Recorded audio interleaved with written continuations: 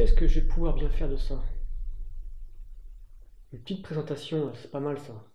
Il me faut une idée. Qu'est-ce que je pourrais bien faire? Max, you failed the city. Toi, c'est à cause de lui?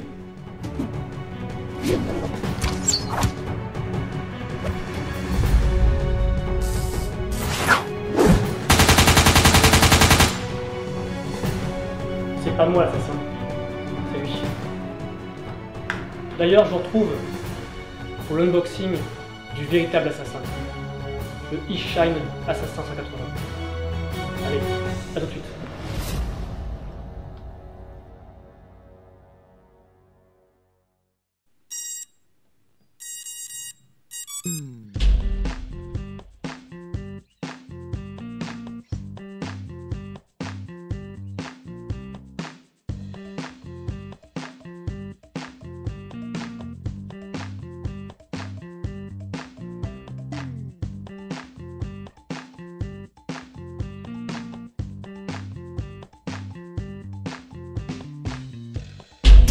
Salut tout le monde, j'espère que vous allez bien. Donc je vous retrouve aujourd'hui pour l'unboxing d'un racer que j'ai acheté sur Banggood, donc de marque E-Shine.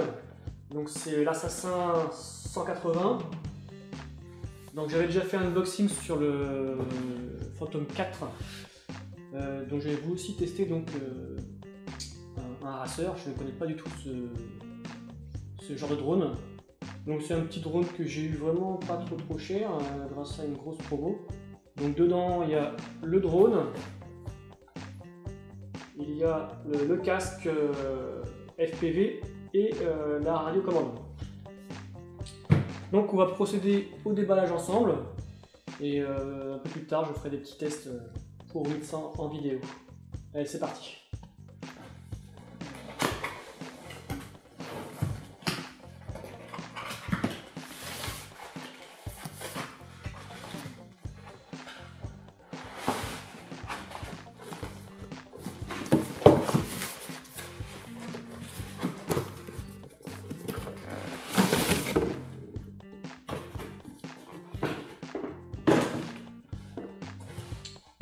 Au premier abord, dans cette boîte, nous avons la notice qui est en anglais, bien entendu.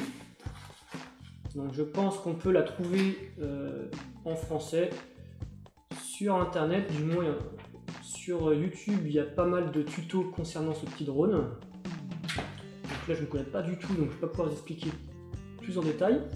Je vais devoir moi aussi faire mes petites recherches. On va commencer donc les 4 piles rechargeables qui sont utiles pour la radiocommande.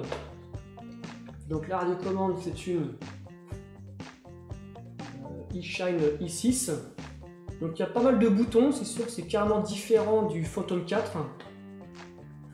Donc ça c'est pareil, je vais devoir chercher un peu comment cela fonctionne.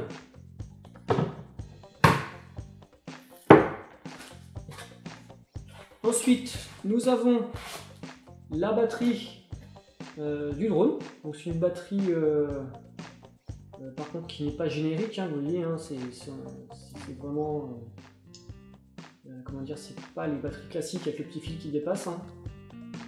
C'est une batterie propriétaire, on appelle ça, il me semble. Donc avec la possibilité d'appuyer pour voir le degré de charge.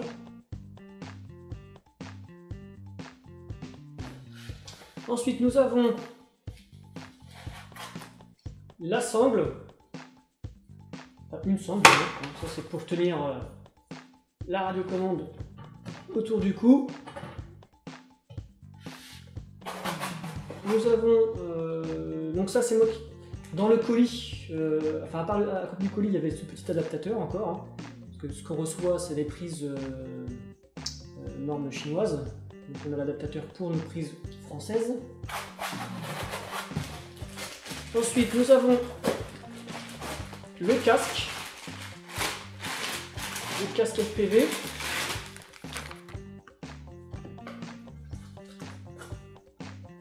Donc c'est ni plus ni moins un écran à mettre au niveau du visage, bien entendu, comme des lunettes de plongée.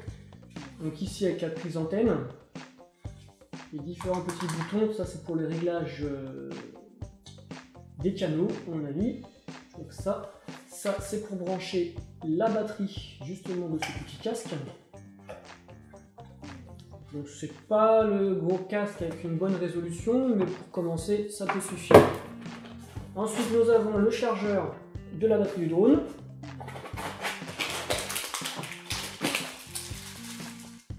Il y a donc les petites hélices, donc il y a 4 paires.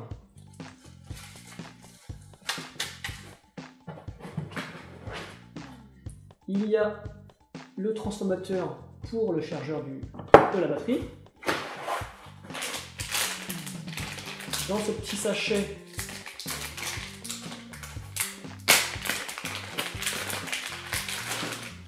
donc c'est la batterie du casque, donc qui se branche comme ceci avec le câble. Voilà. Ensuite après comment ça se fixe je ne sais pas encore, j'ai pas vérifié. Donc cette batterie se charge en micro USB.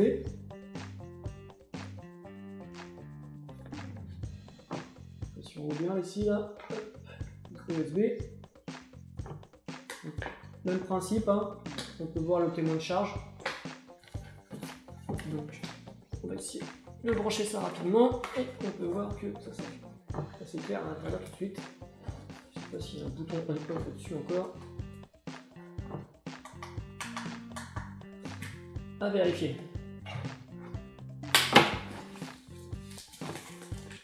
Nous avons des petites étiquettes, donc ça c'est pour laver l'écran à mon avis, hein. C'est sale, comme ça après on peut en racheter. Et là-dedans, nous avons donc l'antenne pour le casque. Hop.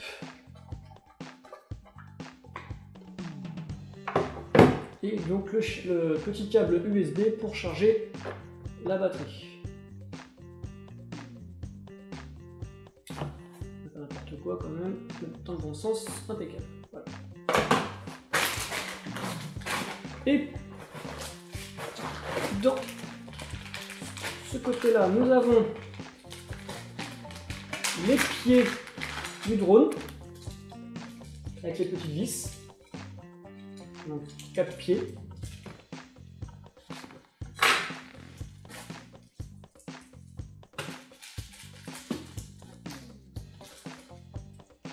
Nous avons l'antenne du drone.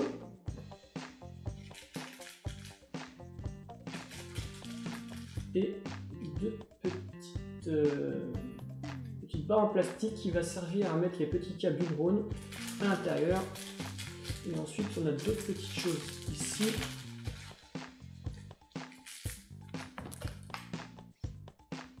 Donc des petits capuchons en plastique, ça c'est pour protéger justement les petits bouts de fil qui vont dépasser. Une petite clé Torx, une petite clé 6 pans plutôt. Je ne sais pas encore pourquoi, on verra plus tard. Et là on a un petit shunt, c'est pareil, on verra plus tard. Donc c'est à côté pour ne pas les perdre. Et pour finir, nous avons le drone.